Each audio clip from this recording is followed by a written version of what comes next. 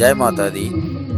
समस्त मिथिलांचल के चैत्र नवरात्र के हार्दिक शुभकामनाएं। माँ दुर्गा अपने के जीवन में सुख, शांति और समृद्धि देत। सब बोलू जय माता दी। ऐसे नवरात्र आरंभ भेलिए और प्रथम दिन मैया के दर्शन करू।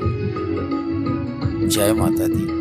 लाले लाले कन कन कंगना चम चम